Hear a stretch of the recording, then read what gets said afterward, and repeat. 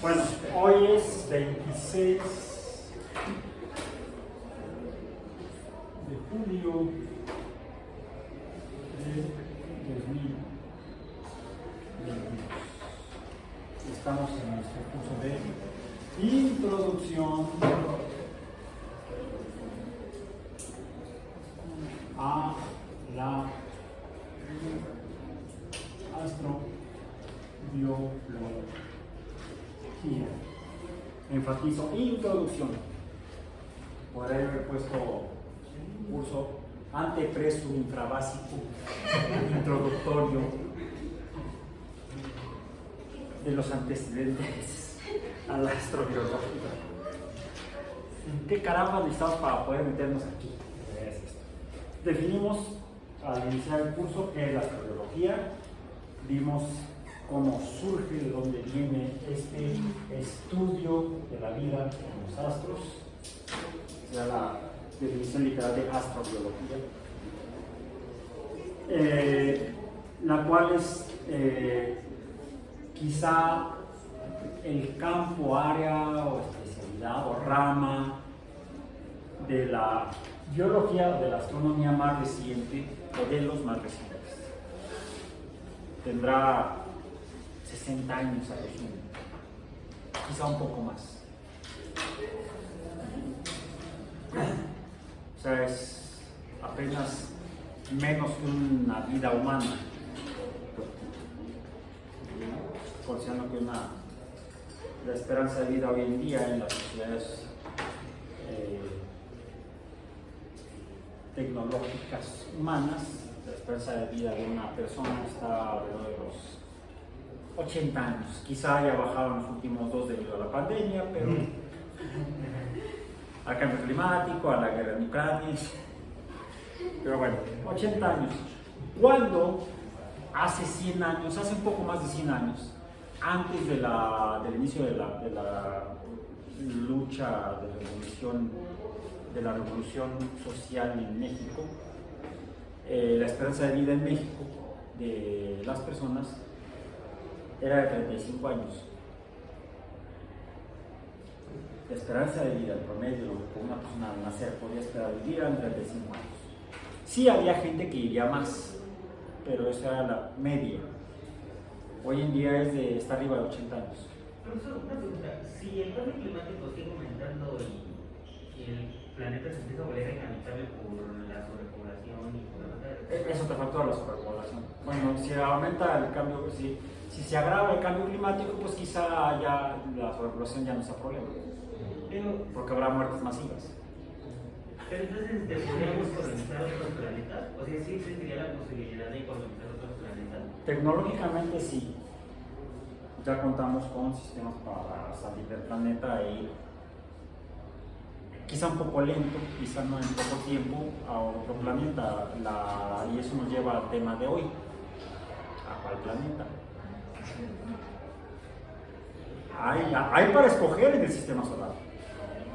Hablando de planetas, hay 8 planetas en el sistema solar. Ocupamos uno de esos 8. Aquí es donde surgió la vida. No, ahora comencemos del principio, el Big Bang. no tan al principio, pero sí es importante cuando uno se adentra o empieza a entrar en un campo del conocimiento humano. Decíamos que este campo del conocimiento humano tiene menos que la esperanza de una vida, de la vida de una persona. Un humano hoy en día está de 80 años, esto tiene 60 años más o menos. Esta es una pregunta que uno puede pensar, entonces es reciente, antes la gente no se lo había preguntado. Quizás sí, quizá las primeras sociedades humanas de las cuales tenemos reportes por escrito, que son las primeras civilizaciones hace 5.000 años aproximadamente, entre 5 y 6.000 años, casi todas cuentan con una historia de su origen, cómo surgieron esos pueblos que habitaban en esos lugares. El que tenemos más cercano culturalmente a nosotros son las sociedades mesopotámicas, porque de esas sociedades mesopotámicas es donde surge la cultura en la cual vivimos hoy en día en una gran parte de las sociedades de lo que llamaríamos occidentales en cuanto a distribuidas alrededor de la Tierra.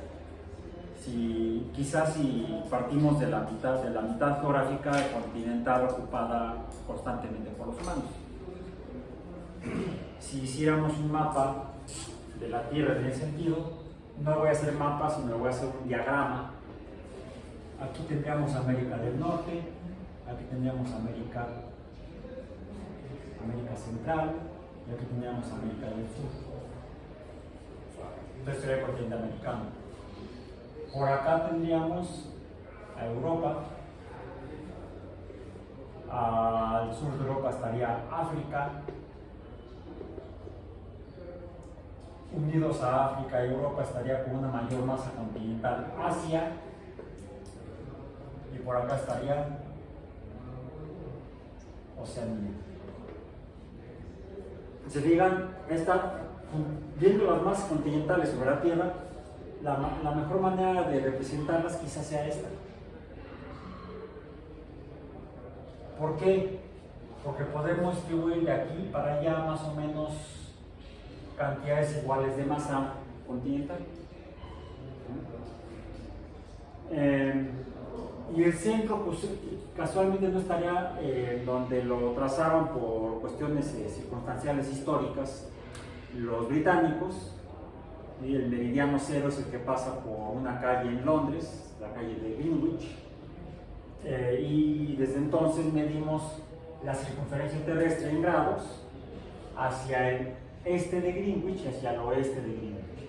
¿Cuál es la ubicación de nosotros en la Ciudad de México?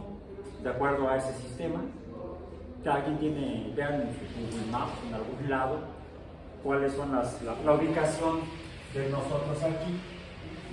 Al menos como sale en mi teléfono celular, que ahorita lo utilizamos para los cines, se ve con un punto azul y estaríamos en la Ciudad de México, en Iztapalapa. ¿Cuál es la ubicación respecto a ese meridiano 0 grados, la cual se mide en grados hacia el este y hacia el oeste? Vamos a ponerlo en W para no confundir con el centro, nada más por eso, de west. ¿Sí? Otra forma de dividir las masas continentales es más geométrica, ¿sí? Con base en el hecho de que la Tierra es un esferoide, pues eso estará más o menos, hay otra línea aquí, aproximadamente, que es el Ecuador.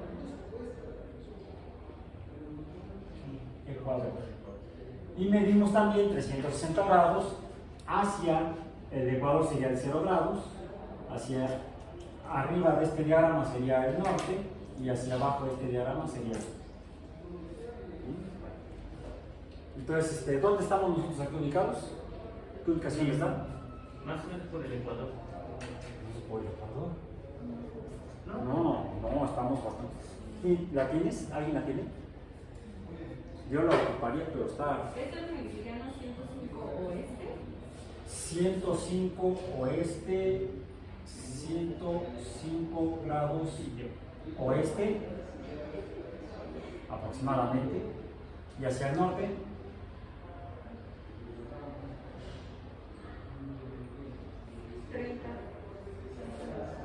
aproximadamente 30 grados. ¿Sí? No, 30 grados. Aproximadamente 30 grados norte. Es la ubicación de este punto azul. ¿Ok? Ahí estamos. Usted está aquí.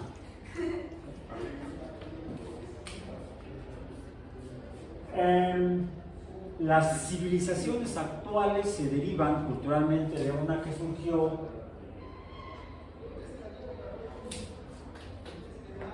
por aquí, más o menos, en Mesopotamia.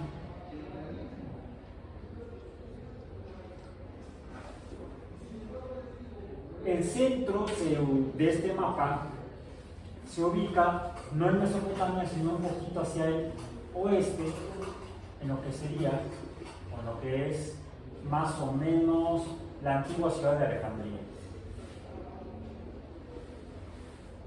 Y eso es muy curioso, porque es meramente circunstancial, que en Alejandría se ubicaba una de las de los lugares, de los sitios donde se acumuló mucha de la cultura, se almacenó mucha de la cultura previa a la fundación de esta ciudad y al menos hasta el año 415, 450 de nuestra era.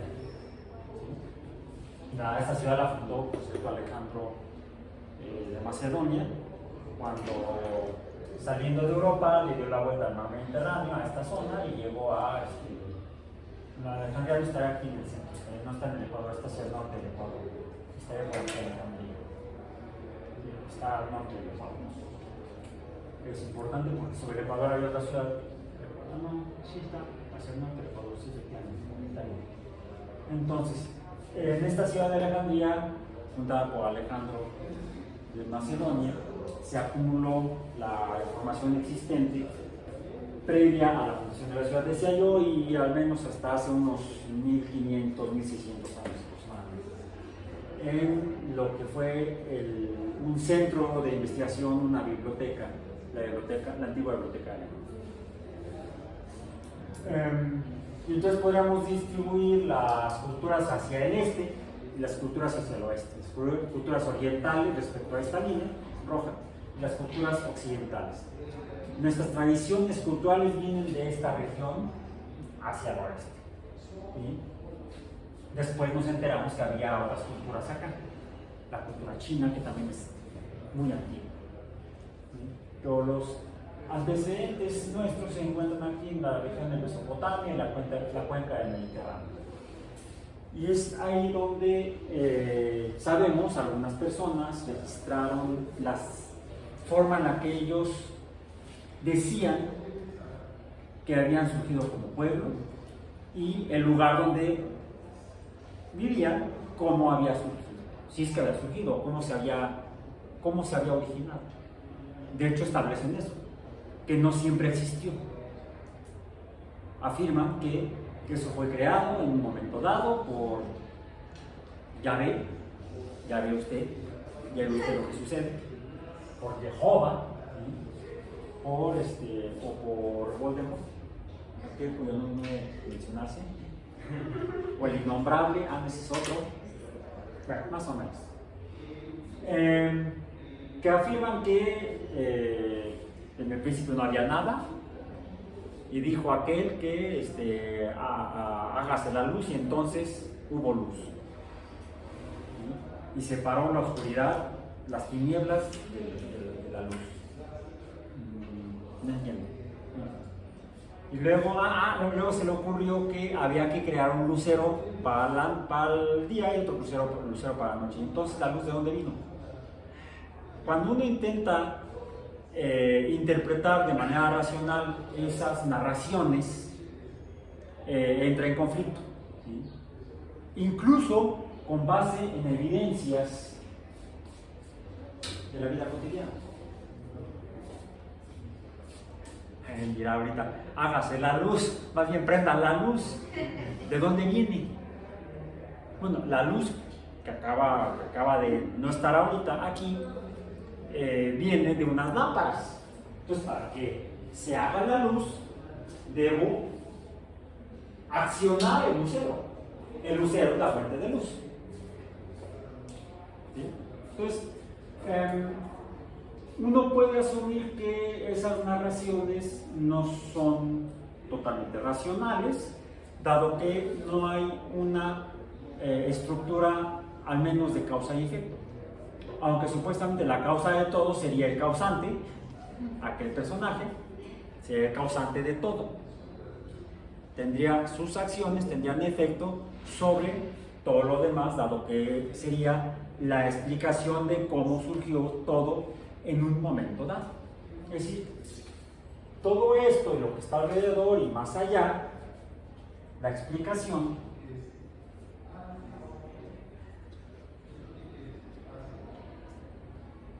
la explicación del mundo, es que hubo un origen. Esa es una explicación. Que la ubicamos aquí, en Mesopotamia. Hemos encontrado otros documentos que narran lo mismo y no necesariamente fue el texto original del libro, el libro que llamamos el libro. Lo que parece que en esas narraciones que están recogidas en ese volumen, esas narraciones quizá tuvieron origen en otra sociedad previa de la cual los autores de este texto tomaron las ideas originales o las ideas anteriores. Está el Enuma Elish, que es un texto que explica el origen del cosmos o el cómo del cosmos, el qué del cosmos, eso lo podemos llamar, si estamos hablando de un origen, sería una cosmogonía. Las cosmogonías son las narraciones del origen del cosmos. Entonces, esto viene a colación porque tiene que ver con esto. La astronomía, de hecho, plantea una cosmogonía, aunque sería un antecedente no tanto científico, sino filosófico. De hecho, la ciencia moderna surge de la filosofía. Bueno, entonces, tenemos que explicar una cosmogonía, o interpretar o encontrar una cosmogonía que se relacione con esta realidad. Cosmogonía. Y diferentes sociedades en diferentes regiones del mundo, curiosamente, tienen diferentes cosmogonías. Los habitantes de Oceanía tienen la suya propia, que es distinta a la de los mesopotámicos, y nuestras tradiciones culturales que vienen de ellos, los mesopotámicos. Ellos lo asumen que viene del océano y de las estrellas. E incluso una región cercana a Oceanía, bueno, la parte más extrema de Oceanía, que sería en las islas hawaianas, hay una cosmogonía que es un poco diferente. Sí, alude al océano, que es donde se encuentran las islas, a los astros, a los cielos, también, o que tiene como todas las sociedades que arriba de ellas están los cielos. Arriba de está el cielo, todas tienen el cielo por arriba, ninguna lo tiene por abajo, aunque vivan en Argentina. El cielo siempre está arriba, sobre la esfera, vamos a decir. Pero lo que está abajo, o alrededor de abajo, puede ser diferente. ¿Qué hay aquí? Un par de ríos y desiertos. ¿Qué hay acá? Mucha agua. Sí, aquí hay un continente, que por cierto la mitad del continente es desierto. Pero fuera de esa islota, de esa isla continente, todas las demás islas que forman Oceanía son islas relativamente pequeñas, rodeadas por un gran océano. No sería raro, entonces, que la interpretación de las sociedades que aquí habitaran fuera que, pues yo vengo del océano, porque es lo que está alrededor mío, es lo que domina mi vida.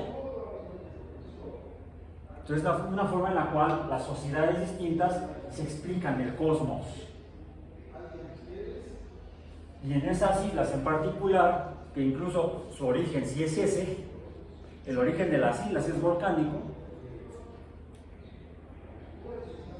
curiosamente las sociedades que ahí habitaban, o que ahí habitaban originalmente, pues asumen que ellos vienen de los volcanes, de la diosa PL. Entonces, eso nos da contexto de cómo interpretar las cosmogonías y por qué hay distintas. En América, en esta región, entre América Central y América del Norte, en lo que sería Mesoamérica, pues aquí la explicación es que venimos del maíz, somos hijos del maíz. Es lo que dice, al menos es lo que se recoge y uno puede leer en el Popol Vuh.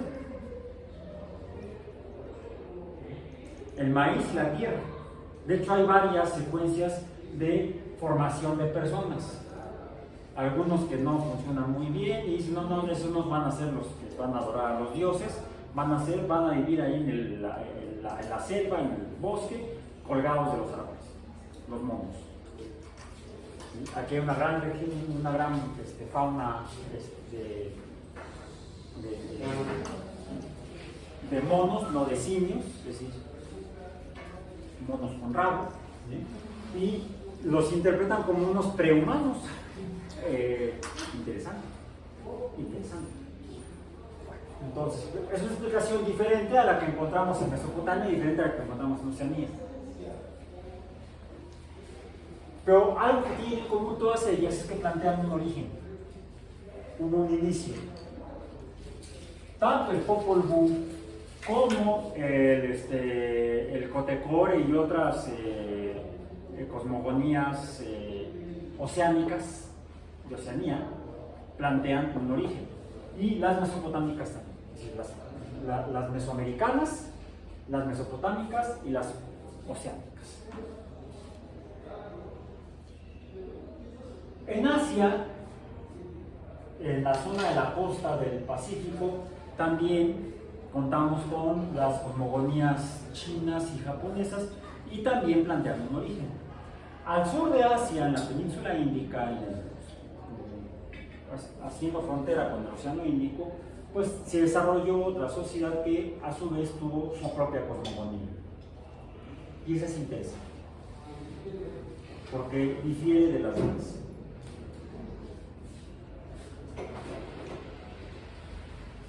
Si bien planteaba un origen,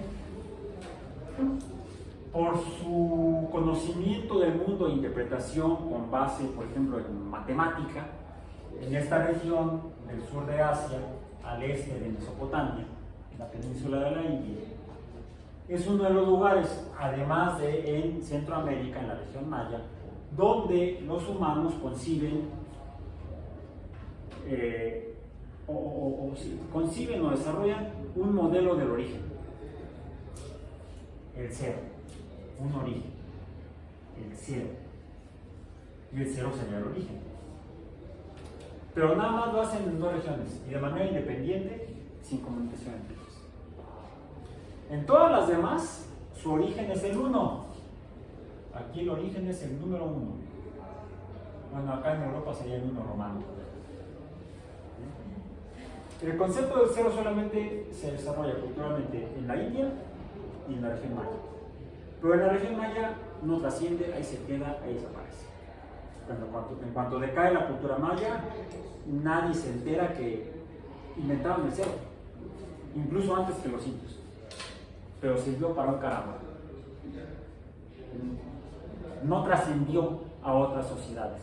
El cero que usamos hoy en día en matemática no viene porque nos han enseñado los mayas o lo hayamos heredado culturalmente de los mayas. No. Viene de que se desarrolló a su creación.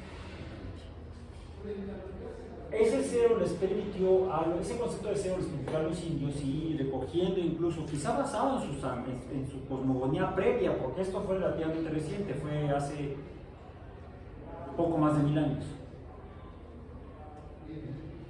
Pero su cosmogonía es mucho más antigua. Su cosmogonía tiene una antigüedad de más millares de años, que es el origen de la sociedad o de las sociedades en el mundo. Y ellos asumen que el cero es un origen, pero a partir del cero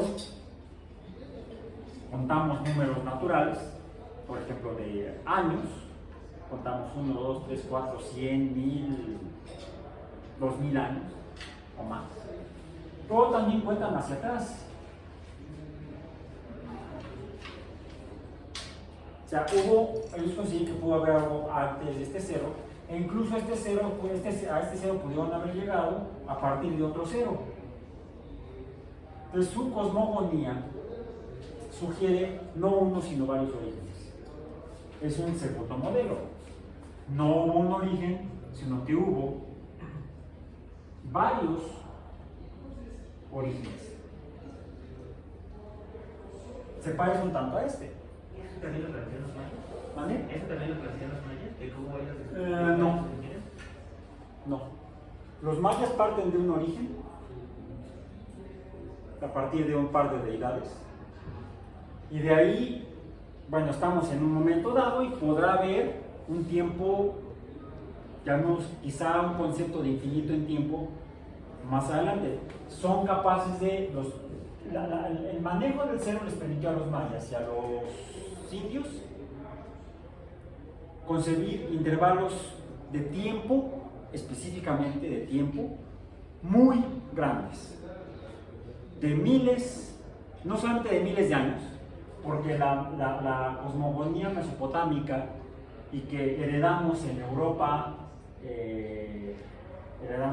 de Europa pasaron a América, a Sudamérica, incluso al resto del mundo, donde los pensamientos o concepciones del mundo judeo-cristiano-islámico son los más abundantes, son los más distribuidos.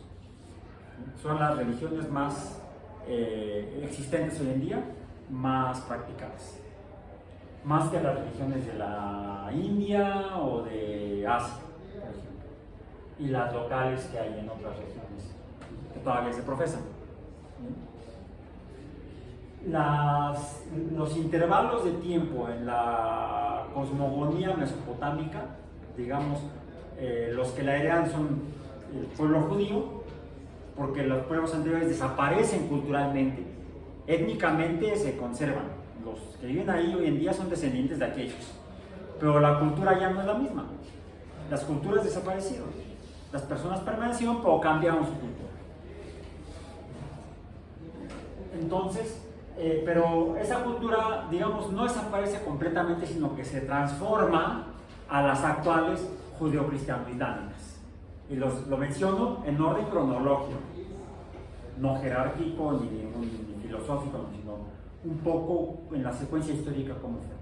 Quienes heredan las descripciones, las cosmogonías mesopotámicas son los judíos, que convivieron con ellos, tienen incluso su interpretación de cómo y por qué convivieron ahí. No juzgo ni califico, simplemente ellos lo describen.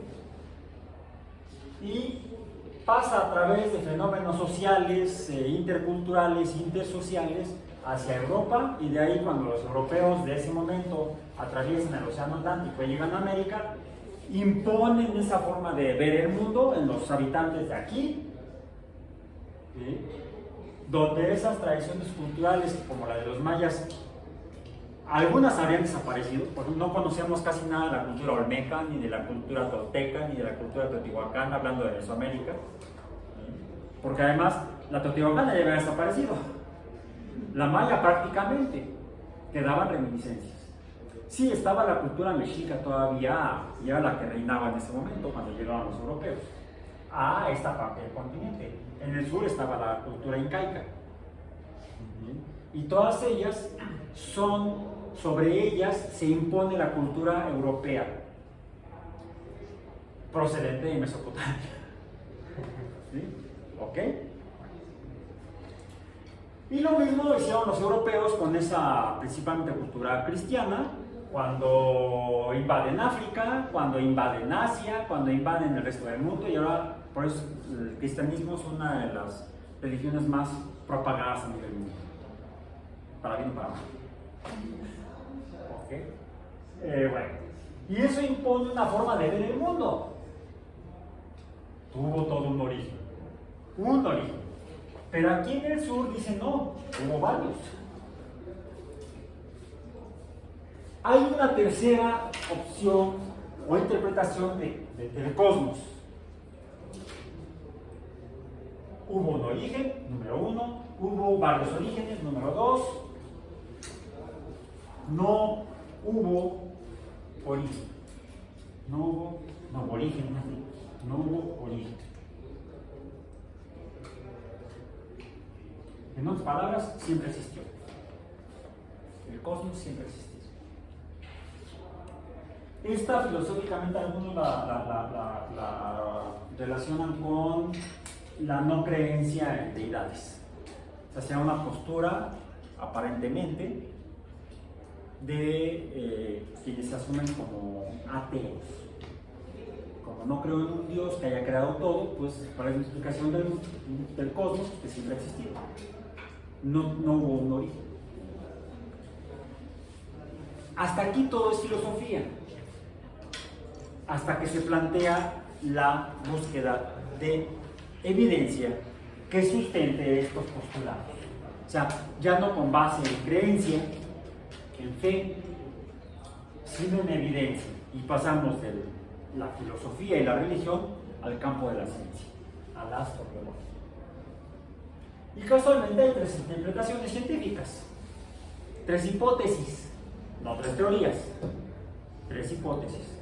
La primera, hubo un origen del universo o del cosmos en algún momento dado. Necesitamos la evidencia que soporte esa hipótesis. Segunda hipótesis, ha habido varios orígenes y finales. ¿Sí? Hay un final, pero de ese final tiene un nuevo origen. Este universo es la última versión de universos que ha habido antes y después. Se parece un tanto a esta tercera de no hubo un origen, porque esto podría decir que se trata de ciclos en los cuales se crea, se destruye, se crea, se destruye. Bueno, ¿y cuándo se creó el original? No, siempre ha sido así. Entonces, una variante sería el que siempre ha sido igual y no ha cambiado.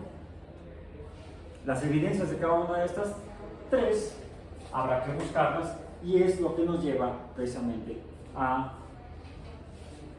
retomar un poco lo que ya vimos antes y quizá no yéndonos hasta el origen originario, sino al origen de los astros. El origen de los astros se basaría antes en el origen del todo, y el origen del todo sería el origen de la materia que conforma los astros. Nada más para tenerlo claro, la materia de los astros, si tuvo un origen, debe haberse formado de alguna manera. A partir de la hipótesis 2, a partir de la hipótesis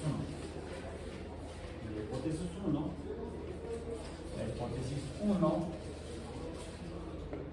la materia de los astros se formó en el inicio, al cual llamamos, entre comillas, le pongo Big Bang. Y lo pongo así y no como lo traducen al español como gran explosión, porque los modelos actuales sugieren que no fue una explosión. No fue un ¡pam! Algunos astrofísicos o cosmólogos dicen que fue un gran ¡puff! Y así muy rápido, por lo que y que se expandió en un gran tiempo. Desde un punto de vista físico y termodinámico, eso se explica como una explosión. Pero el problema es el concepto que tenemos coloquialmente de explosión, algo muy. Fue como un puff muy rápido. ¿Y eso no contradice lo de que la materia no se crea ni se destruye? Sí y no. Sí y no.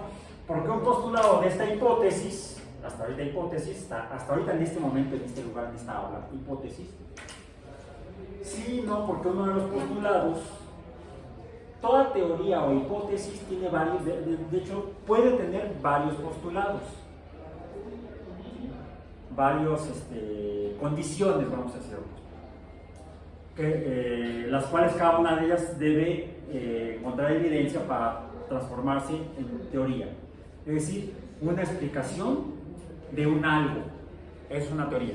Una explicación demostrada a partir de evidencia aceptada por consenso de un algo. ¿Sí? Mientras no exista la evidencia ni haya sido consensuada, no es teoría, es hipótesis. ¿Sí? Bueno, esta hipótesis tiene varias condiciones, varios postulados o principios. Uno de ellos es que cuando se origina esta materia en este Big Bang, también se originan las reglas con las cuales va a funcionar. En mis palabras, las leyes de la naturaleza. Las leyes de la física, las leyes de la química, las leyes de la biología inician en este momento. En otras palabras, no existían antes. Entonces no había ley que violar. Mientras no esté prohibido, está permitido. Eso incluso está en las leyes civiles humanas.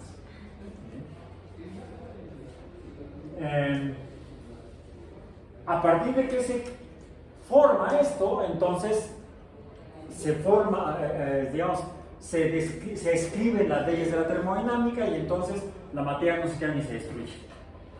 ¿Ok? A partir de ese momento. Pero antes de ello, en el tiempo cero, en ese momento se crea todo de la nada. Hay un problema humano en este tipo de hipótesis. Ni no entiende. ¿Cómo puede surgir algo de nada? ¿Y qué es la nada? Un cuchillo sin mango que no tiene hoja.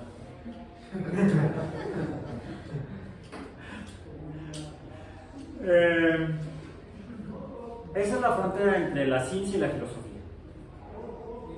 ¿Sí? Los filósofos empiezan a hacer postulados, los científicos buscan modelos. A veces también con algunos estímulos. Y hay confesos. Dicen que Sagan le traba a la hierba. De lo que se dice que dijo él es que era alguno de los momentos en los cuales tenía las mejores ideas.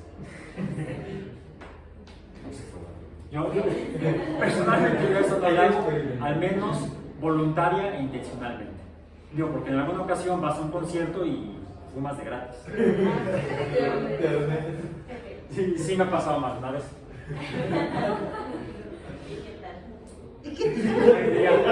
Fuma de gorra. No me gusta ni el tabaco. Personalmente no me gusta, y tampoco me gusta la otra, pero cuando pasas por un lugar donde están ahí, pues aunque no quieras reinarlas, ¿no? Ya que. Ya que. Bueno, entonces. Necesitamos encontrar la evidencia de esto y es en lo que han estado trabajando grupos de investigación en diferentes lugares del mundo desde hace tiempo. Y hay evidencias que soportan esto. Hay muchas evidencias. Las más establecidas son las evidencias encontradas por uno de los postulantes de esto fue Lemaitre, hace 100 años, el padre de Lemaitre, físico y párroco. Y la evidencia que apoyó el modelo de Lemaitre fue descubierta un tanto accidentalmente por Hubble hace 100 años. Bueno, van a ser 100 años, fue en la década de los 20 del siglo pasado. Entonces, fueron los primeros datos que apoyaron esta hipótesis. Desde entonces han acumulado más. Y hay consenso sobre esas evidencias. Entonces, esta tiene una paloma verde muy grande.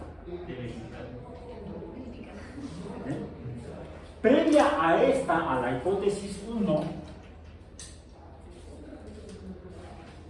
una de las más aceptadas por los astrónomos y cosmólogos es la hipótesis 3. La hipótesis 3 se conocía como, lo voy a poner también en inglés,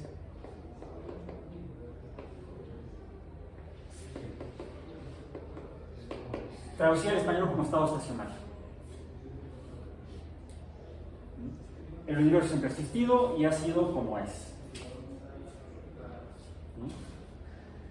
Es un poco intermedia entre la cosmogonía de aquí porque dicen, bueno, todo lo creó aquel en un momento dado y en ese momento surgió todo.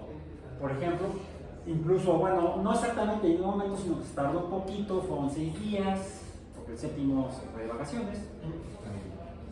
Pero en un intervalo de tiempo, en un intervalo muy corto, por cierto, el problema es que, ¿cómo lo interpretamos? Porque habla de días. Y si no había sol, como. Entonces ya tenía reloj y calendario. Es que eso fue lo que inventó primero. Sí, también, como no existía la ley de termodinámica, tampoco existía el calendario, entonces pero estos son discusiones filosóficas y teológicas. Debemos asumir entonces que algunos documentos pueden ser teológicos, mientras que otros pueden ser, quién sabe que sale en un mensaje aquí. No, quién sabe, está loca. Bien, ok. Bueno, por eso. ¿Aquí me quedé? Sí, puede ser, son discusiones teológicas y filosóficas. Bueno, a partir de este momento vamos a dejar esas en el cajón de los recuerdos, o en el cajón de... no, fuera de esta puerta. Nos vamos a centrar en la evidencia con un enfoque científico. ¿Qué nos sugiere la evidencia? Incluso lo voy a poner desde un punto de vista teológico doctrinario del cristianismo, en particular del catolicismo. Se asume que una religión es una creencia con base en fe, en evidencia. Incluso, al menos con la doctrina en la que yo fui educada hace muchos años, con la que nos enseñaban en el catecismo entonces, era que se tiene fe en los dogmas de la Iglesia católica. Te apegas a ellos por fe. ¿Por qué? Porque son dogmas. No buscas evidencias. E incluso, si dudas, estás pecando. Ya, caput. Ya perdiste. Y eres un hereje. Bueno, desde entonces soy hereje. Entonces, con base en esa doctrina católica, el católico debe creer y ya, punto, y no cuestionarse, bueno, es que la Virgen fue virgen y te callas. Si no, entonces estás cuestionando y entonces estás cayendo en una herejía. Estás pecando y te vas a condenar. Ve y reza 4 Padres Nuestros, una María y no vas a caer. Entonces, desde un punto de vista de esa doctrina, porque además hay varias doctrinas cristianas, ¿sí? Hay varias formas de interpretar esos textos teológicos, vamos a dejarlos allá. ¿Sí? Porque incluso aquí, si hubiera aquí alguien, no voy a preguntar quién, si lo hay o no lo hay, pero si hubiera aquí un católico y dice, profesor, es que yo estoy buscando las pruebas de que Dios existe. Mi querido ex cristiano, porque en ese momento ya no lo eres, estás dudando, estás excomulgado por default. O sea, ya no formas parte de ese cuerpo, de esa sociedad cristiana. ¿Sí? Entonces, si quieres seguir siendo cristiano de ese grupo católico, con esa base en esa doctrina, no debes dudar. Punto. Si dudas, ya perdiste. Punto. Lo siento por Santo Tomás. ¿Sí? Él se metió en un autogol. Entonces, otra forma de ver el mundo es con base en logos, estudio científico, siglo XXI. ¿Bien? Ya no hace 5.000 o 6.000 años en Mesopotamia. Porque la palabra ciencia incluso está en ese libro. La palabra ciencia está en ese libro. Pero el concepto de ciencia es muy diferente. Entonces, el concepto de estado estacionario era una hipótesis de que el universo, el cosmos, siempre ha existido.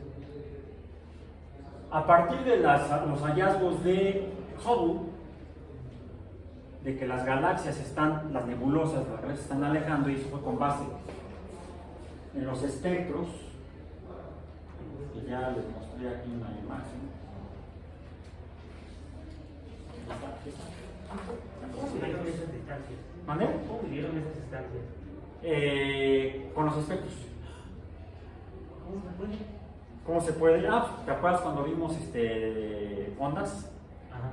Una fuente de ondas en movimiento tiene un efecto que se llama el efecto Doppler. Las ondas se comprimen en la dirección hacia donde se mueve el objeto que emite las ondas y se alargan por detrás del movimiento. Bueno, si la luz son ondas, que la evidencia es que la luz son ondas, las ondas, la luz violeta tiene longitud de onda más corta que la luz roja. Entonces, si un objeto que emite luz se acerca a ti muy rápidamente, cerca de velocidades muy grandes, porque es el efecto Doppler en las ondas de luz solamente se hace evidente cuando las velocidades de la fuente de luz son muy grandes. Una fuente de luz que se mueva lentamente a bajas velocidades, a velocidades en escala humana, nunca va a modificar la longitud de onda de las ondas de luz emitidas. Tiene que ir hecho la cochinilla. ¿Bien? Entonces, si un objeto que emite luz se mueve muy rápidamente hacia ti, lo vas a ver, la luz la vas a ver en tonos azulados, azulosos, no azulados, sino azulosos. Si se aleja, la vas a ver rojiza. Y no solo eso, ¿de qué están hechas las estrellas? De materia, de esa materia que se formó en el Big Bang, inicialmente hidrógeno. ¿Bien?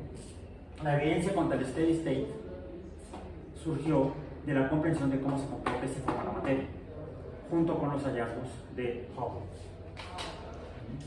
La hipótesis del estado estacionario se murió hace 50 años, 60 años en ese momento. El principal promotor de esto, mejor por puro respeto no voy a mencionar su nombre, y lo dejamos descansar en el panteón de las hipótesis fallidas. Se ubica en cómo se forma la materia. La materia se forma en el Big Bang a partir de una densidad de energía muy grande, empieza a perturbarse y eso genera las primeras subpartículas que luego van a formar partículas y luego las partículas van a formar átomos. ¿Sí? Ya para finales del siglo XIX sabíamos que la materia estaba formada por átomos y los átomos estaban formados por tres partículas primero, átomo significa indivisible. Es un concepto surgido en a principios del siglo XIX por Robert Dalton, ¿sí? Médico, por cierto. Médico. Retoma un poco el concepto griego de Demócrito de átomo. Tomo una materia, la corto hasta que no la puedo cortar. Esa última es incortable o atómica, no la puedo cortar, no la puedo dividir en más partes. Es la materia elemental de la que se formaría toda la demás materia. Es la materia elemental. A Demócrito nadie le cree, hace 2200 años.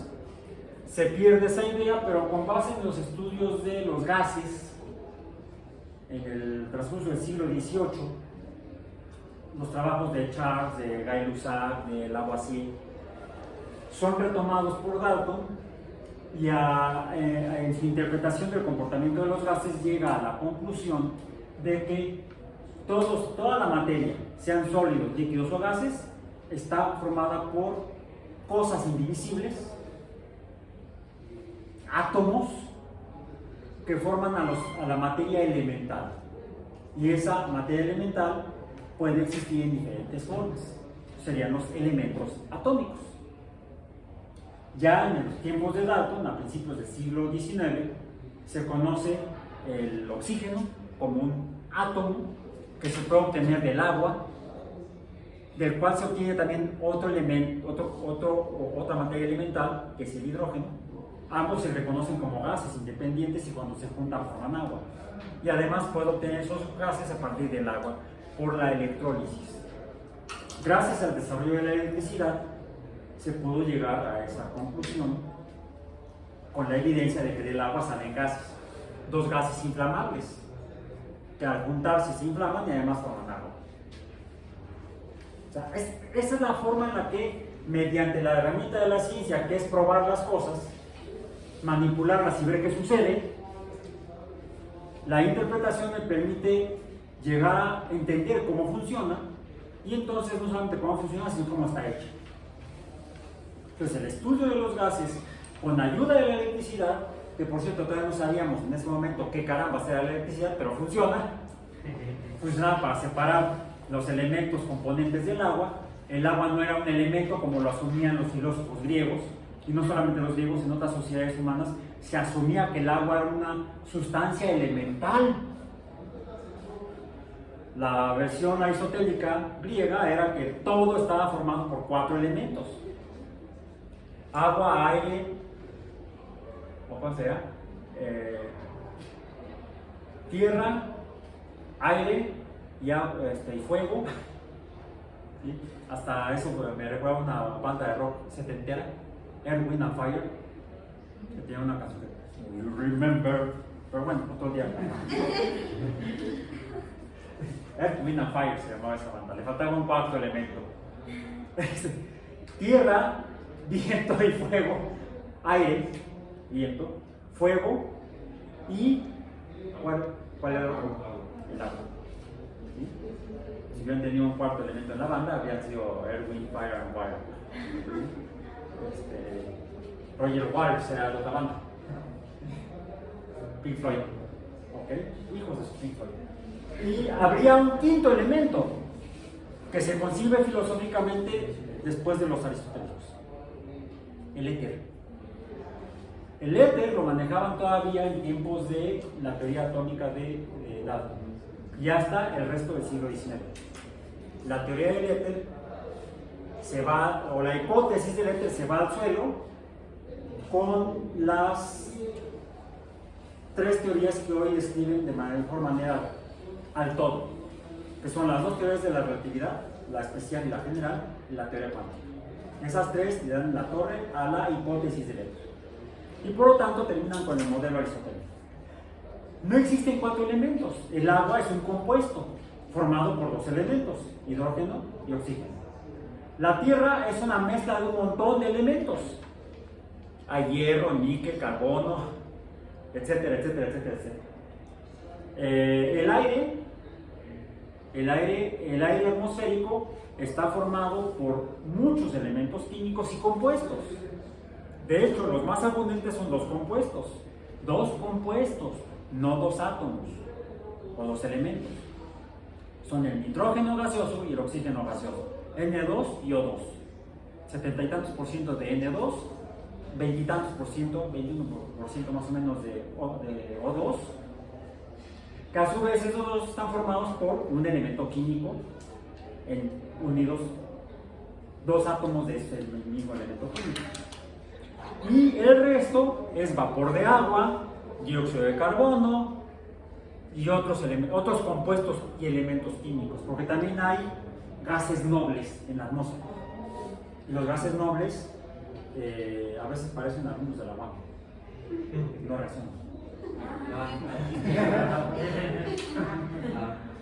Ok. Bien. Perdón por el mal chiste, pero. Ok. Entonces,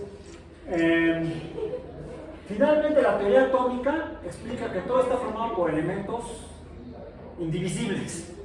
Otra tragedia. Cuando entendemos a la electricidad, vemos que la electricidad, los portadores de la electricidad, de la fuerza eléctrica, salen de los átomos, o sea, forman a los átomos. La primera partícula que forman los átomos, y por tanto ya son divisibles, que descubrimos son los electrones. Estudios posteriores, a finales del siglo XIX, demuestran que a la par de los electrones conviven en los átomos con otra partícula. Entonces tendríamos a los electrones. Los siguientes que se descubren son los protones,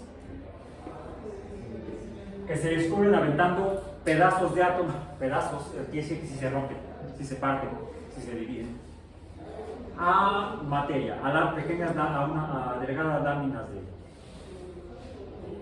Y de esa manera se descubren las últimas partículas, que son los neutrones. Para principios del siglo XX, esta es nuestra comprensión de la materia que debe haberse formado en el Big Bang. En el Big Bang se formaron estos 3.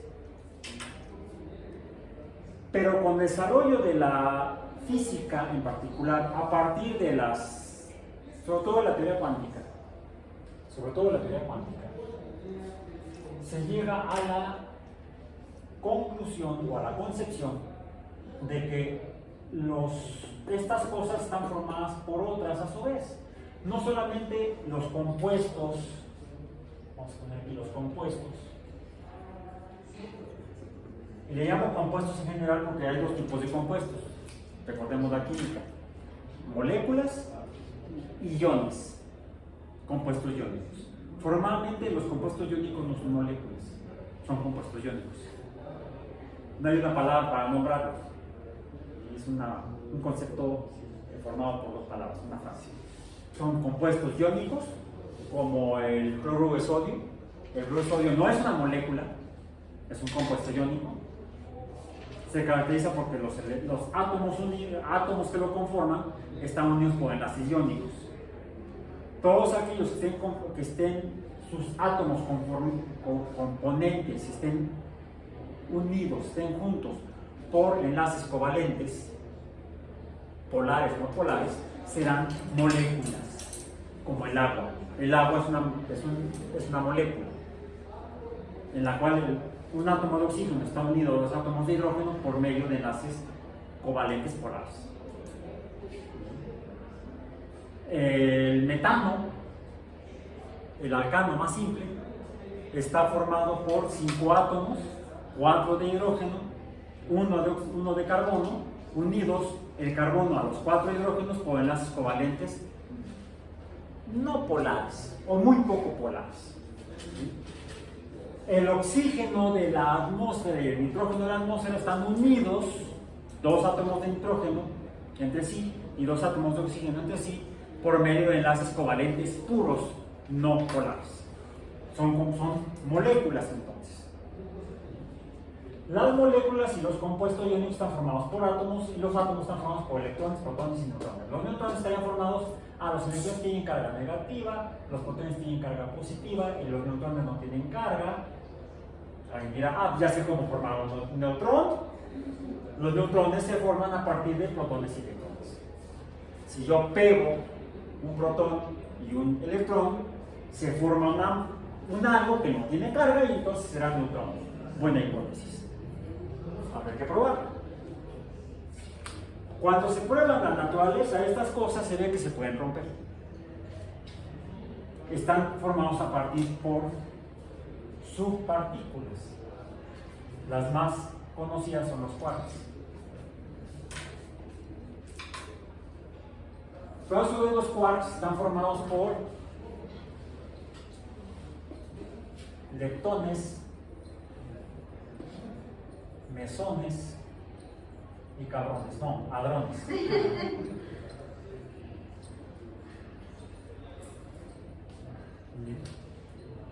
Y estos están formados por otras subpartículas. Entonces, los átomos como tales no existen.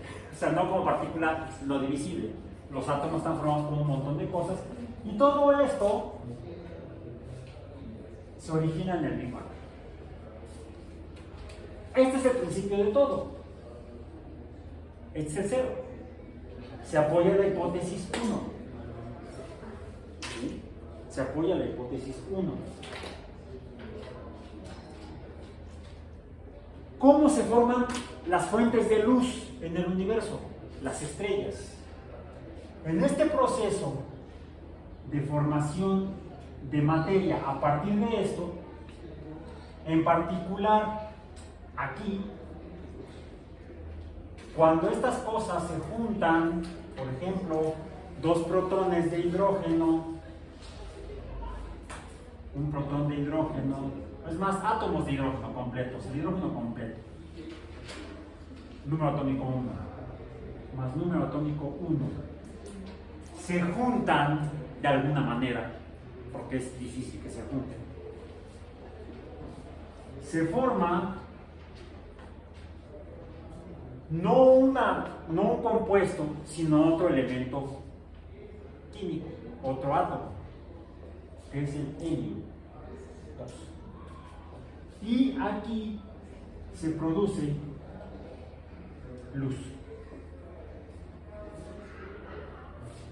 Y es entonces cuando el universo se enciende. habría sido en este momento cuando hágase la luz. No fue lo primero. Lo primero fue, no había luz. O sí había luz, pero era una luz invisible. Porque ahora sabemos que la luz no es solamente la que vemos aquí.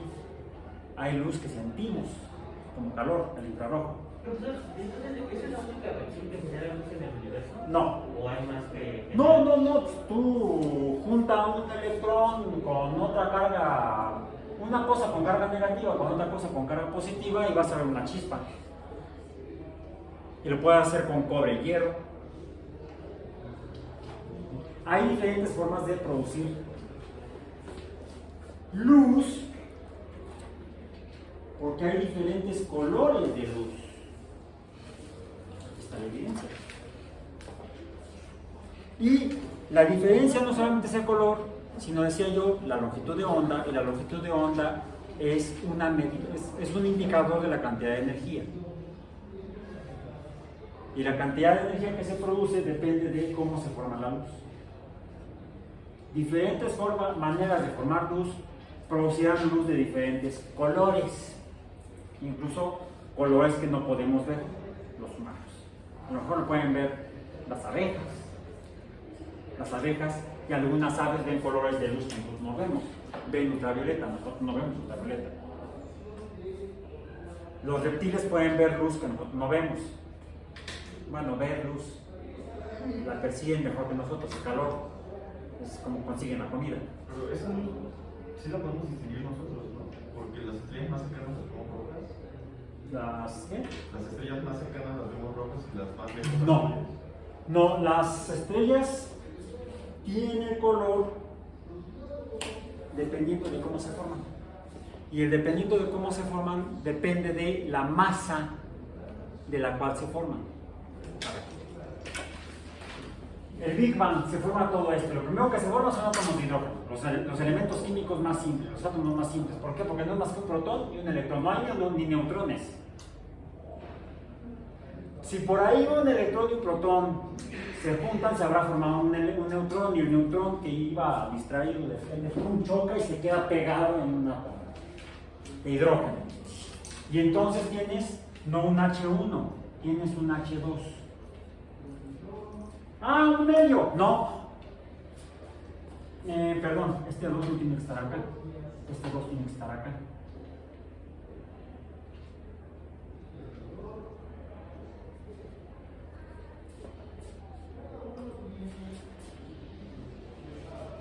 Esto es un protón con un electrón. Esto es un protón con un electrón y un neutrón. Le llamamos deuterio. Es un átomo de hidrógeno, pero con masa 2, porque está formado por un protón y un neutrón que se le quedó pegado. Ahora, para que esto se forme, y es ahí donde está lo interesante, para que dos átomos de hidrógeno se puedan unir, hay un pequeño gran problema.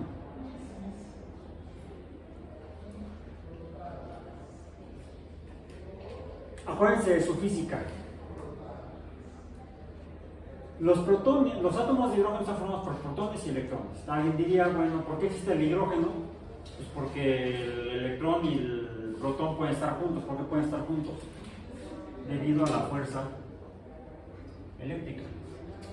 La fuerza eléctrica es una constante que multiplica el producto de las cargas, carga 1, carga 2, entre el cuadrado de la distancia. Y es la fuerza eléctrica. Si las cargas son una positiva y la otra negativa, entonces la fuerza es atractiva, es atracción, y entonces puede existir el átomo de hidrógeno. Alguien diría, si esta fuerza no existiera, los átomos de hidrógeno no podrían existir y entonces no estaría usted aquí. Porque tú estás formado por átomos de hidrógeno. Entonces, esta fuerza se forma durante el Big Bang.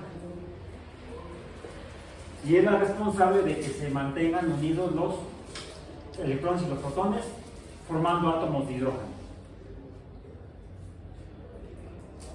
Pero vemos, la evidencia nos muestra que en el universo hay también un elemento químico llamado helio.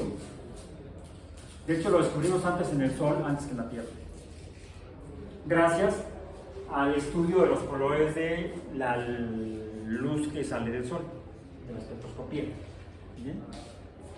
Gracias a Herschel, gracias a Fraunhofer, gracias a Fraunhofer, gracias a Herschel, gracias a Kirchhoff y Bunsen. Bien. Cuando se conoce cómo está hecho el átomo de helio está formado por 2 protones, por eso su número atómico es 2, tiene 2 electrones y la masa es de 4 porque tiene 2 neutrones. 1, 2, 3, 4. Este es el número de neutrones y es la masa. Los electrones tienen una masa 100 veces más pequeña, por eso no pinta, o 1000 veces más pequeña, mucho más pequeña, no pinta la masa atómica. ¿Sí? Por eso es que no la consideramos. Ya es 1.00016 la masa del hidrógeno. Bueno, nos podemos obviar el 0.0 de 2. ¿Sí? La masa es 1. La masa del deuterio es 2. De alguna manera está pegado este neutrón al protón. Pero en el caso del helio, si yo le quito uno de los neutrones, el átomo se rompe. Deja de ser helio, se separan los 2 neutrones y se forman 2 átomos de hidrógeno. En otras palabras, qué bueno que existen los neutrones. Es más, en los neutrones se descubrieron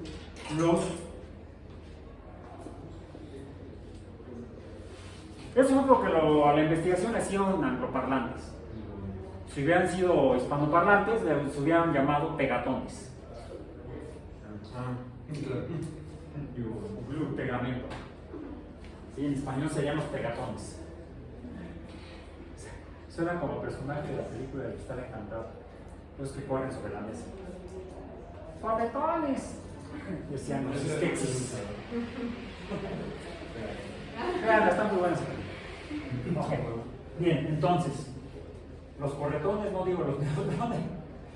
Los neutrones son los responsables de mantener al núcleo atómico unido en los elementos más grandes que el hidrógeno. Es decir, estamos hablando de un proceso que tuvo un origen y el universo se creó a sí mismo y desde el momento de su formación ha ido cambiando, ha ido evolucionando. Hablamos de una evolución cósmica, que al principio esta evolución cósmica es meramente física, que inicialmente sería nuclear, como el núcleo del átomo. ¿Sí? Después pasa a ser una evolución física nuclear, incluso hasta la formación de nuevos elementos químicos. Entonces la evolución física nuclear da origen a la química. Sin esta evolución cósmica en la cual los elementos químicos se van formando conforme las masas, y las masas se deben a otras subpartículas que están aquí, que serían los bosones, son otros los bosones, como el Higgs. ¿Sí? Los bosones son los responsables de la formación de estos y a su vez de los quarks. ¿Sí? Y de los quarks viene la formación de electrones, protones y neutrones, y de los neutrones, los electrones, protones y neutrones de los átomos, y de los átomos los compuestos iónicos y covalentes. Y entonces, estamos hablando aquí de, hasta aquí sería una evolución física. Esta es una evolución física, meramente física. Cuando se da la unión de elementos químicos no mediante la fusión de los núcleos, esto sería un proceso de fusión nuclear, fusión de núcleos. Si lo que tenemos no es esto, sino que lo que tenemos es esto de aquí, hidrógeno más hidrógeno y me va a dar H subíndice 2, tenemos entonces una evolución química, porque aquí ya tenemos un compuesto, es una evolución química. Pasamos de tener solamente elementos químicos o átomos a tener ya compuestos químicos, hidrógeno molecular. Ahora, esto se da en condiciones diferentes. Esto se da cuando hay masa, se forma el universo, el cosmos, el Big Bang, a partir de donde todo lo que fuera, estaba condensado en un punto más pequeño que lo más pequeño que se pueda imaginar. Ahí ya suena como a religión, ¿verdad? Pero no es. Suena como a dogma. El detalle es que no es dogma, estamos buscando los orígenes, las evidencias del origen. Estamos dudando, desde el momento en que dudamos ya nos dogma. No me la creo, la tengo que probar. ¿Sí? Tengo que encontrar cómo caramba se formó esto, a partir de qué. De hecho, el que la materia se forme depende de un bosón en particular, que es el Higgs. El Higgs es el que, por cierto, el Higgs está formado por varias propiedades. De hecho, una de las propiedades del bosón de Higgs, que no más que una partícula es un campo, o además de ser partícula es un campo, son conceptos que, sí, son difíciles de entender. Como la materia, ¿no? Que es otro boleto. Pero la diferencia entre un dogma de fe y esto es que esto lo tienes que demostrar que existe. Es la diferencia. Ambos conceptos, los dogmas y estas cosas, son difíciles de entender. ¿Por qué? Porque están más allá de nuestra realidad cotidiana. No puedo sentirla, no puedo verla, no puedo imaginarla, porque casi siempre lo que imaginamos, y lo vamos a ver a lo largo de este curso, tiene muy poca imaginación, o requiere muy poca imaginación, porque se suele, los productos de la imaginación de la gente suelen basarse en aspectos existentes en su realidad cotidiana. Y lo vemos cuando explicamos aquí. ¿Cómo se originó el cosmos? Para los hawaianos, con volcanes. Para los mayas, con el maíz. ¿Cómo lo imaginan? Con base en su realidad. Es una imaginación poco imaginativa, muy apegada a la realidad. Rápidamente, acudan a su memoria y recuerden cómo son los extraterrestres, hablando de astrobiología, que han visto ustedes en las películas o novelas o leído en obras literarias. ¿Cómo son? La figura humanoide. Siempre son como algo que conocemos. Siempre es una figura humanoide. Casi siempre humanoide y habla inglés.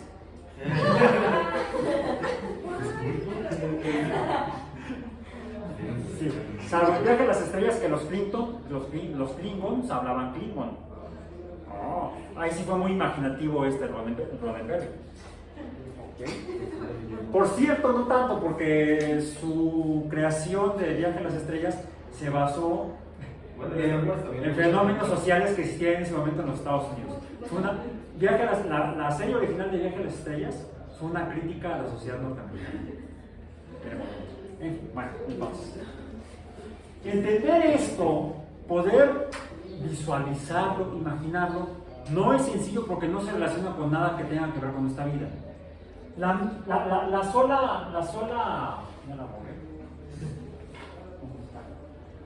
La ecuación de Planck, ¿sí la puse? No, escribí ayer en clase de matemáticas, por eso. Hace poco que la escribí. Sí. La ecuación de Planck misma es difícil de concebir.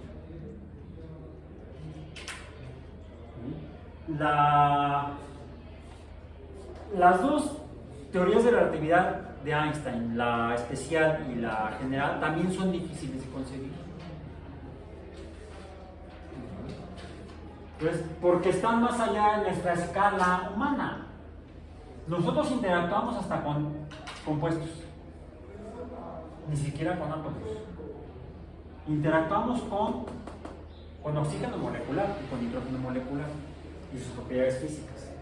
Pero es casi imposible que interactuemos con los átomos de oxígeno, con los nitrógenos de oxígeno. Porque casi siempre que nos topemos con un átomo de oxígeno en ese momento va a reaccionar, va a transformar y ya no va a ser. Entonces, están más allá de nuestra capacidad de percepción, más no de nuestra capacidad de concepción. Pero las herramientas que debemos usar para estas concepciones son un poco engorrosas, más que sofisticadas, engorrosas. Hay que meterle talacha, la matemática. Y no es aritmética, no es geometría simple, son ecuaciones un poco engorrosas de realizar. No imposibles, pero engorrosas. Algún humano las generó. ¿Sí? Termino. Rápidamente, porque necesito llegar al día de hoy, a qué sucede con todo esto después de que ya está. ¿Sí? Para el día de hoy. Comenzamos con el Big Bang. Del Big Bang se forma la materia, de la cual se forman los átomos, y a partir de la formación de átomos vamos a extraer cosas blanca. Me falta poner la longitud de onda. El color de la luz depende de la frecuencia de la onda, y la energía depende de la frecuencia. Depende, el color de la luz me está diciendo cuál es la energía que tiene esa luz, si tiene mucha o poca. De hecho, me dice cómo se forman las estrellas, cómo se forma una estrella en particular, su color me lo va a decir, junto con la cantidad de masa que la conforma. Me va a decir cuánto hidrógeno había. Hidrógeno le llamamos gas. Las estrellas se forman a partir de nubes de gas. Pero incluso, ¿gas de qué? Gas de hidrógeno.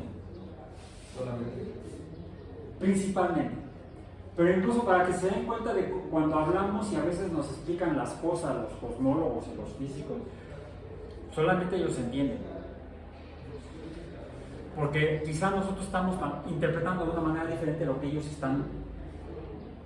tienen en su cabecita que nos quieren compartir. Cuando dicen que las estrellas se forman a partir de nubes de gas de hidrógeno, yo como biólogo que estudió química para ser biólogo, yo reconozco a este como el gas de hidrógeno molecular.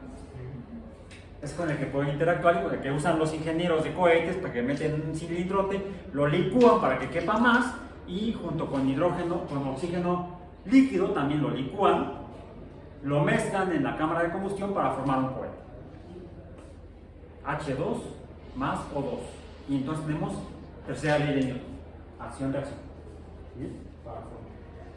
Pero diríamos que en este caso, entre paréntesis, sería no H2G, sino H2L más O2L me va a dar impulso para cohetes. Sí, químicamente me va a dar agua más, describimos así en química, media molécula de oxígeno. Porque los átomos de oxígeno en la atmósfera de la Tierra no existen como átomos de oxígeno. Siempre se le pegan a alguien. De hecho, por eso envejecemos, porque nos oxidamos. Por ahí hay incluso profesores que investigan esto. El envejecimiento celular debido a los radicales libres. En fin, en todas las cosas. Yo el que conozco como gas de hidrógeno es este. No. El que existe en el espacio intergaláctico e interestelar y que a partir del cual se forman las estrellas, está formado por estos. gas de átomos de hidrógeno, no de moléculas de hidrógeno. Son átomos de hidrógeno que están sí solitos en el espacio, están moviéndose a gran velocidad, y es esa la velocidad la que vence esta fuerza electrostática de repulsión. ¿Se podrían formar a partir de dos átomos de hidrógeno un átomo de helio? Inicialmente no, porque está la fuerza electrostática de repulsión. Si bien la fuerza electrostática de atracción me explica la existencia del átomo de hidrógeno, aquí tengo otra fuerza eléctrica, otra F subíndice E, que es K por Q más entre D cuadrada, y cuando la distancia es muy pequeña la fuerza es muy grande. ¿Cuál fuerza? Esta es repulsión y esta es atracción. Esta me explica la existencia del átomo de hidrógeno, pero no me explica la existencia del átomo de helio, porque para tener el átomo de helio debo juntar dos protones. Muy difícil, una gran fuerza de repulsión. Afortunadamente están los muones, los neutrones. Los neutrones son los responsables de la fuerza nuclear, que por cierto hay dos tipos, fuerte y débil. No me voy a meter más en eso. Pero la fuerza nuclear de los pegatones es la que mantiene pegado al átomo de helio, que se forma a partir de los átomos de hidrógeno. Pero para que esto se dé, para que los átomos de hidrógeno se acerquen y no se repelan por la fuerza electrostática de repulsión, debe haber una fuerza mayor que los obligue a pegarse. ¿Y esa fuerza cuál es? Esa fuerza que es la responsable de esto, de la fusión, es la...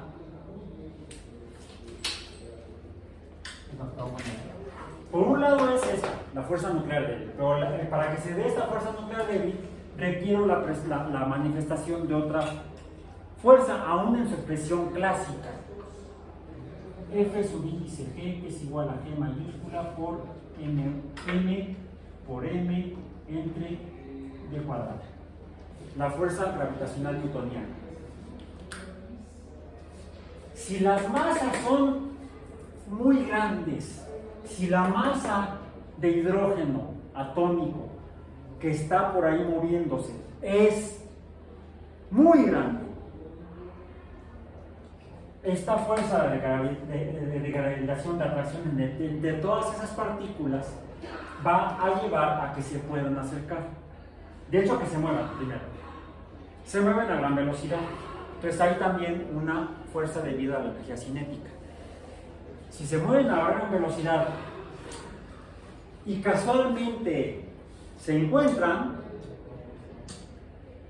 la capacidad de esa fuerza de realizar el trabajo de acercarnos,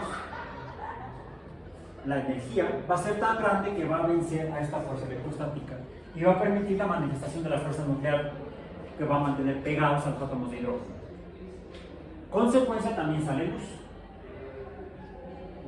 Y entonces, cuando hay grandes masas de gas de hidrógeno que se atraen, se mueven rápidamente y colisionan, se van a haber dos consecuencias. La primera, la masa se va a quedar junta más difícilmente de que se despegue, porque además ya formó nuevos elementos químicos. Y además emite luz. Se han formado las estrellas. Es así como se forman las estrellas. Dependiendo de la cantidad de masa, va a ser la energía responsable y entonces va a ser el color de luz que va a estar emitiendo esa fuente de luz, esa estrella. Si es mucha la masa, es mucha la energía, la luz va a ser de color de mayor energía. ¿Cuál color? Azul. Si es poca la masa, pues el color de luz se irá yendo hacia el rojo.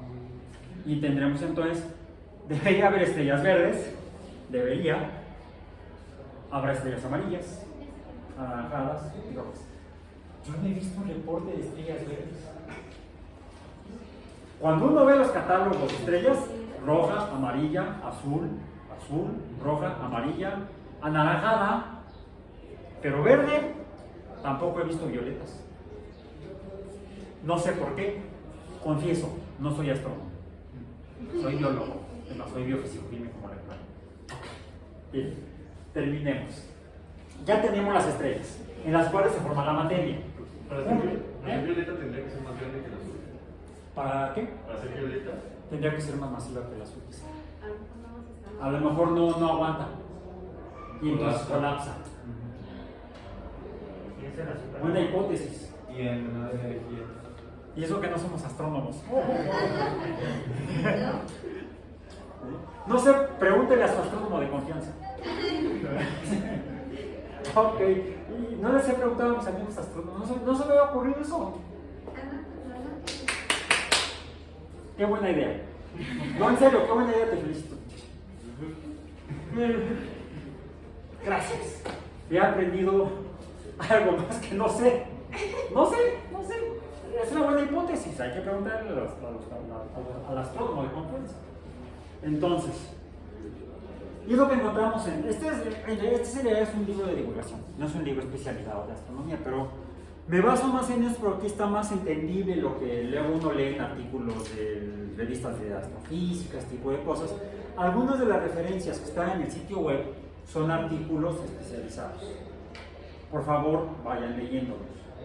No abordo la clase directamente con ese material, no, o el artículo fulanito es porque no tiene mucho sentido. ¿Por qué? Y tampoco tiene mucho tiempo, tenemos mucho tiempo. Solamente leer un artículo de eso de manera así abierta, en un discurso, me tomaría cada artículo una hora, más o menos. ¿Sí? Y tenemos 100 que se me está acabando el tiempo. No tenemos las 120 minutos, tenemos 100 minutos normalmente para clase. Y porque por cada 60 minutos debe haber 10 minutos de receso. Y yo el receso lo hago hasta el final. ¿Sí? Mejor me voy de corrido. Por eso, sí, entonces traten de descansar un poco antes de su siguiente clase. Entonces, en este tipo de textos es donde vienen todas estas cosas que hemos estado mencionando. Vienen aquí una raza de enanas de larga vida, son las que tienen menos masa, las enanas rojas y cafés. Aquí vienen, incluso está con dibujos muy bonitos, alguien diría, ¡ay, son amibas! No, son las nubes de gas. Estas son las enanas enana marrón. Estas serían del tamaño del Sol, amarillas. Digo amarillas por el espectro, aunque ya vemos que la luz que emiten es blanca. Si no, estaríamos todos color bolillo.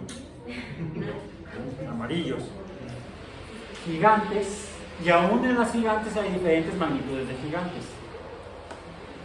De ahí el hecho de que los elementos, a partir de las nubes de gas se forman las estrellas y se forman fusionándose los átomos de hidrógeno y formando por lo tanto nuevos elementos químicos. Ahora, ¿qué sucede después? Que se forman no se forma uno, se forman varios átomos de helio.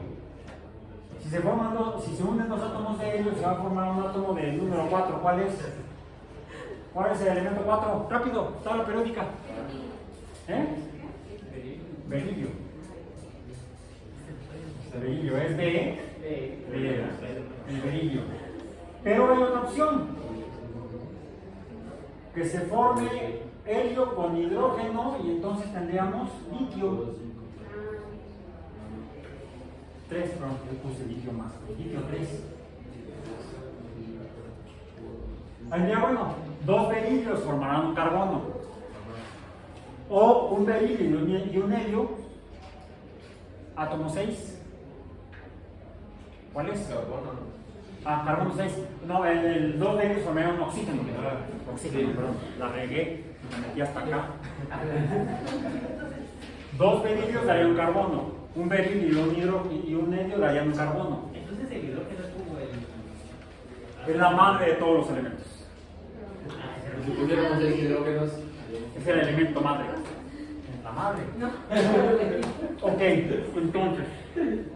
Ya tenemos entonces la materia para que se lleven a cabo reacciones químicas. Ya se formó el carbono, digamos que un helio y un berilio nos forman un carbono. Con estos dos formamos un carbono. Carbono 6. Ahora, pasamos a la evolución química. Un carbono con 4 hidrógenos me va a dar un CH4, un metano. Un oxígeno más 2 hidrógenos me va a dar agua. ¿Sí? Si tengo un litio y tengo un berilio, tengo entonces 7 y entonces voy a tener nitrógeno. ¿Sí? Eso en cuanto a fusión, evolución nuclear. ¿Sí? Los elementos más pequeños se forman de hecho durante la formación de las estrellas.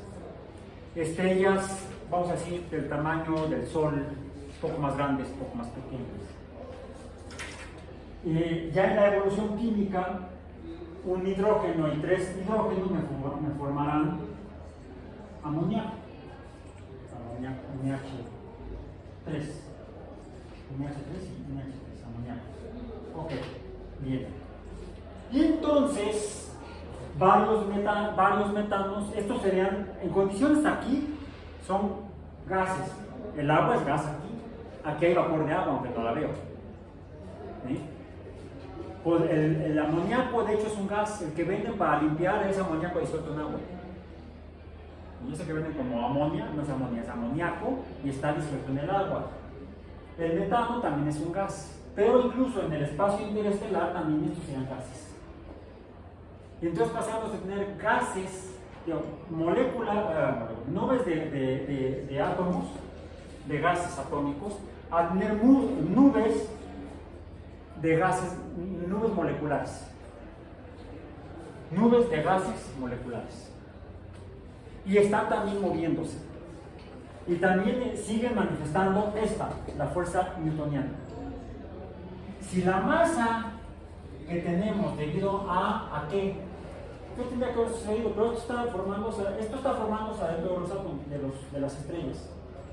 Esto no se puede formar adentro de las estrellas porque las temperaturas son muy altas. ¿Qué tiene que suceder? ¿Recuerdan el calendario cósmico?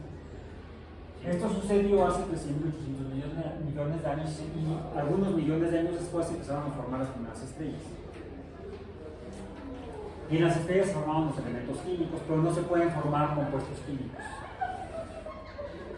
Para eso lo que necesitamos es que las estrellas mueran.